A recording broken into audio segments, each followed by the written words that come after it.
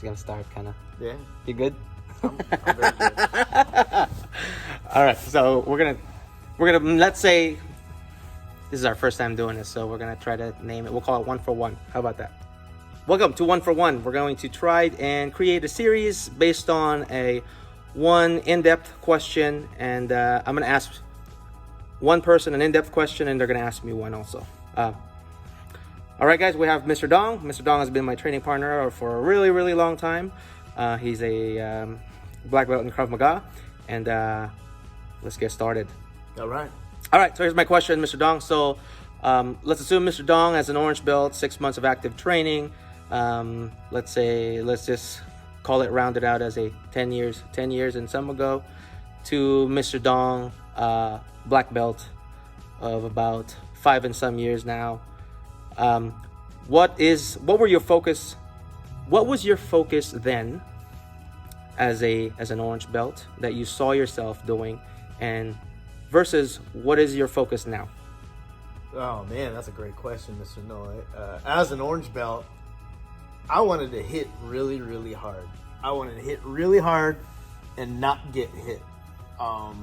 My focus back then as an orange belt, I would have to say, was getting really good on the focus mitts. Not only as a focus mitt holder, but a striker as well. I wanted to hit hard because let's face it, everybody in Krav Maga at my school was a lot bigger than me. I'm 5'7", man, 165 pounds. Everybody's bigger, taller, and stronger.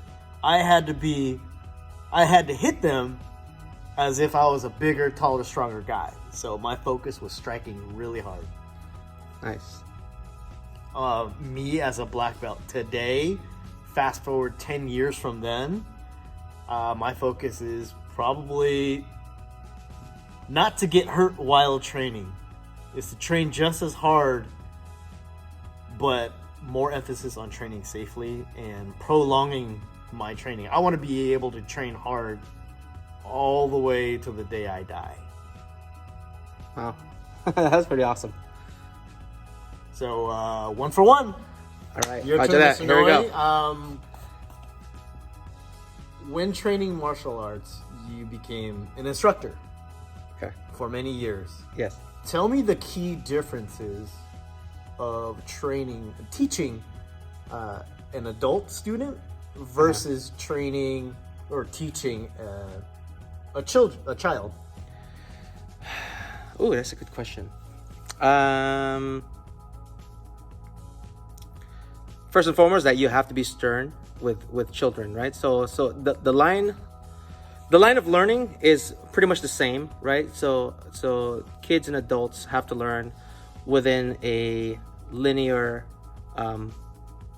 track of audio, visual, and kinesthetic. So pretty much you tell them what they're going to do, you show them what they're going to do, and then you pretty much have them do what they're going to do. And I would say one thing that differentiates kids and adults is that, with kids, you can be stern and assertive with them. But you also have to differentiate with the adults that, like, the way you deliver the message, you don't want to come off as condescending, because some kids you have to be stern, right? Incredibly stern and assertive. But at the same time, right, you can't be berating to both kids or the adults.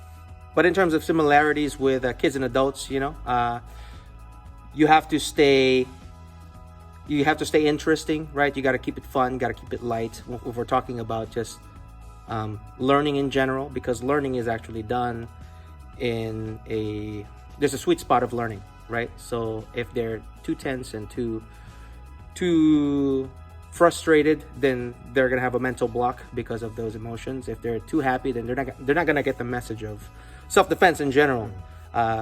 You're here to learn about. Don't be too scatterbrained. Absolutely. You're here to learn about dynamics of violence and to learn how to get out of a situation. So there's got to be some serious connotation and tone, but at the same time, right, adults and kids both have that sweet spot of learning. So if they're not functioning in what would be perceived as, I want to say, flow state, but in terms of absorbing information or getting context of how how and why we're doing what we're doing, then that's our main determinant of guaranteeing that said student, whether young or old, is going to learn.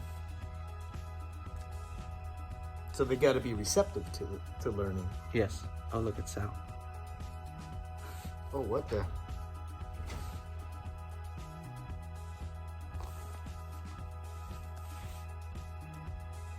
Like, there's a weird guy at the door. Who's that guy? Oh. It's Mr. Sal. You have your key, Sal?